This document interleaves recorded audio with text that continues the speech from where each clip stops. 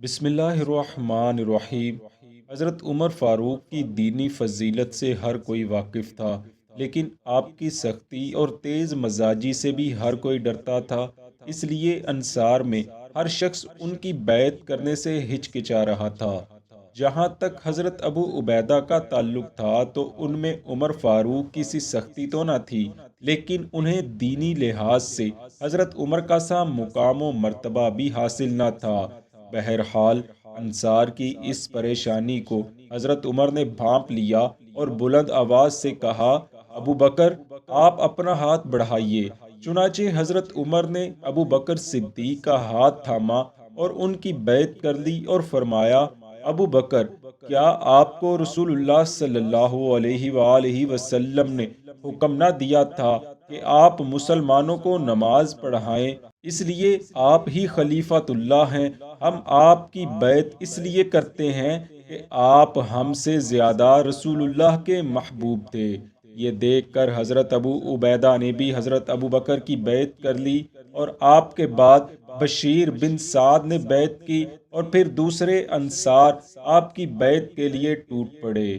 لیکن سعد بن عبادہ نے بیعت سے انکار کر دیا اور کہا، اللہ کی قسم، ایسا نہیں ہو سکتا جب تک میرے ترکش کا آخری تیر تم پر وار کرنے میں ختم نہ ہو جائے، میرے نیزے کا پھل تمہارے خون سے سرخ نہ ہو جائے، میری تلوار کے جوہر نمایاں نہ ہو جائیں اور میں اپنے اہل خاندان اور پیروکاروں کے ساتھ تم سے جنگ نہ کر لوں، یعنی میں کسی صورت بھی بیعت نہیں کروں گا۔ منقول ہے کہ سعد بن عبادہ نے اپنی وفات تک حضرت ابو بکر صدیق کی بیعت نہ کی اور اسی حالت میں رہے، اور حضرت ابو بکر صدیق نے بھی انہیں بیعت کے لیے مجبور نہ کیا۔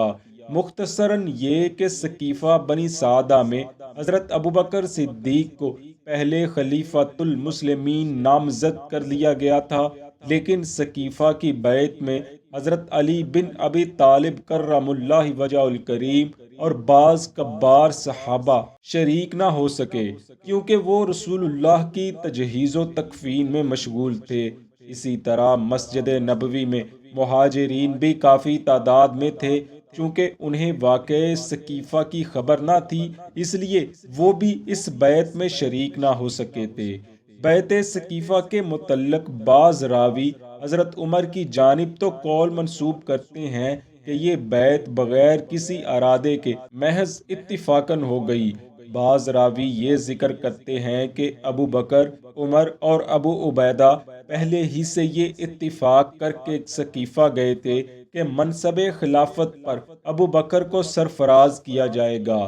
بہرحال ان دونوں روایتوں میں سے خواہ کوئی سی بھی صحیح ہو، اس میں کوئی شک نہیں کہ ثقیفہ بنو سعدہ میں جو کچھ ہوا، اس نے اسلام کو ایسے ہولناک فتنے سے بچا لیا جس کا انجام اللہ جانے کیا المناک صورت اختیار کرتا۔ الغرض ثقیفہ بنی سعدہ میں بیعت ختم ہو گئی اور مسلمان مسجد نبوی شریف میں واپس آ گئے، مگر اس وقت شام ہو چکی تھی۔ پس اگلے روز حضرت ابو بکر مسجد میں تشریف لائے اور ممبر پر بیٹھ گئے۔ سب سے پہلے حضرت عمر کھڑے ہوئے اور لوگوں کو مخاطب کرتے ہوئے فرمایا، تمہارا خلیفہ اللہ نے اس شخص کو بنایا ہے جو تم میں سب سے بہتر ہے، یہ رسول اللہ کا مقرب ہے، اور یہی ہے وہ جسے غار میں آپ صلی اللہ علیہ وآلہ وسلم کی رفاقت کا شرف حاصل ہوا، اس لیے اٹھو اور اس کی بیعت کرو۔ چنانچہ لوگ جوک در جوک اٹھے اور حضرت ابوبکر صدیق کی بیعت کرتے چلے گئے۔ یعنی جب ثقیفہ بنی سعدہ میں بیعت ہوئی تو اس میں صرف خاص لوگ شریک تھے، اور اب مسجد نبوی شریف میں عام بیعت ہو گئی۔ دوستو، یہاں سوال یہ پیدا ہوتا ہے کہ کیا حضرت ابوبکر صدیق کی بیعت تمام صحابہ کرام نے کی تھی، یا بعض کبار صحابہ اس میں شریک نہیں ہوئے تھے، یا انہوں نے خود کو بیعت سے الگ کر لیا تھا؟ اس حوالے سے چند روایات بیان کی جاتی ہیں جنہیں ہم آپ کے سامنے پیش کرتے ہیں۔ چنانچہ بیان کیا جاتا ہے کہ مہاجرین اور انصار کے چند افراد نے حضرت ابوبکر کی بیعت نہیں کی تھی، کیونکہ ان کا میلان حضرت سیدنا علی بن ابی طالب رضی اللہ تعالی عنہ کی طرف تھا۔ اسی مقصد کے لیے مہاجرین و انصار کی ایک جماعت حضرت علی کی بیعت کرنے کے ارادے سے سیدہ فاطمہ الزہرا بنت رسول اللہ صلی اللہ علیہ وآلہ وسلم کے گھر میں جمع ہوئی۔ ان میں حضرت خالد بن سعید بھی تھے۔ حضرت خالد نے حضرت مولا علی سے کہا، اللہ کی قسم، رسول اللہ کی جانشینی کے لیے آپ سے بہتر اور کوئی آدمی نہیں، اس لیے آپ ہماری بیعت قبول کیجئے۔ جب حضرت ابو بکر اور حضرت عمر کو اس اجتماع کی خبر ملی تو وہ چند لوگوں کو لے کر سیدہ فاطمہ کے گھر پہنچے اور ان پر حملہ کر دیا۔ حضرت علی تلوار لے کر گھر سے باہر نکلے اور سب سے پہلے ان کی مڈ بھیڑ حضرت سیدنا عمر فاروق سے ہوئی۔ حضرت عمر نے ان کی تلوار توڑ ڈالی اور پھر دوسرے لوگوں کے ہمراہ گھر میں داخل ہو گئے۔ اس پر سیدہ بی بی فاطمہ زہرا رضی اللہ تعالی عنہا گھر سے باہر تشریف لے آئیں اور فرمایا، یا تو تم لوگ میرے گھر سے نکل جاؤ، ورنہ اللہ کی قسم میں اپنے سر کے بال کھول دوں گی اور تمہارے خلاف اللہ سے مدد طلب کروں گی۔ سیدہ فاطمہ زہرا کی زبان اقدس سے یہ الفاظ سنے تو سب لوگ آپ کے گھر سے باہر نکل آئے اور واپس لوٹ گئے۔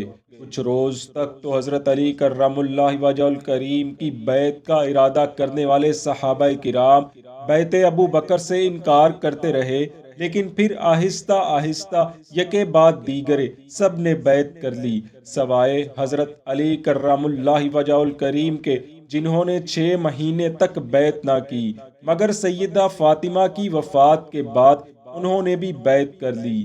ایک دوسری روایت میں ہے کہ حضرت علی نے 40 روز بعد بیعت کر لی تھی۔ دوستو، علماء کرام لکھتے ہیں، حیرت ہے اس روایت میں سیدہ کائنات حضرت فاطمہ بنت رسول اللہ صلی اللہ علیہ وآلہ وسلم جیسی با حیا با عصمت خاتون کی طرف ایسے رقیق الفاظ منسوب کیے جاتے ہیں کہ جو آپ کی زبان اقدس سے نکلنا بعید ہیں۔ ان الفاظ سے ہی روایت کی حقیقت واضح ہو جاتی ہے۔ اسی ضمن میں جو ایک اور مشہور ترین روایت بیان کی جاتی ہے وہ کچھ یوں ہے کہ حضرت ابو بکر کی بیعت کے بعد حضرت عمر چند لوگوں کو ساتھ لے کر بنی ہاشم کے پاس گئے جو اس وقت حضرت علی کے گھر جمع تھے تاکہ ان سے بھی بیعت کا مطالبہ کریں، لیکن سب لوگوں نے حضرت عمر کا مطالبہ ماننے سے انکار کر دیا۔ حضرت زبیر بن عوام نے تو تلوار ہاتھ میں لی اور حضرت عمر سے مقابلے کے لیے ان پر تان لی۔ یہ دیکھ کر حضرت عمر نے اپنے ساتھیوں سے کہا، زبیر کو پکڑ لو۔ لوگوں نے حضرت زبیر کو پکڑا اور ان سے تلوار چھین لی۔ اس پر مجبوراً حضرت زبیر نے جا کر حضرت ابو بکر کی بیعت کر لی۔ حضرت علی سے بھی بیعت کرنے کا مطالبہ کیا گیا، لیکن انہوں نے انکار کر دیا اور فرمایا، میں تمہاری بیعت نہ کروں گا کیونکہ میں تم سے زیادہ خلافت کا حقدار ہوں اور تمہیں میری بیعت کرنی چاہیے تھی۔ تم نے یہ کہہ کر انصار کی بیعت کرنے سے انکار کر دیا تھا کہ ہم رسول اللہ کے قریبی عزیز ہیں اور آپ کے قریبی عزیز ہی خلافت کے حقدار ہیں۔ اس اصول کے مطابق تمہیں چاہیے تھا کہ خلافت ہمارے حوالے کرتے، مگر تم نے اہل بیت سے چھین کر خلافت غصب کر لی۔ کیا تم نے انصار کے سامنے یہ دلیل پیش کی تھی کہ ہم خلافت کے زیادہ حقدار ہیں کیونکہ رسول اللہ ہم سے تھے، اس لیے تم ہماری اطاعت قبول کرو اور خلافت ہمارے حوالے کرو؟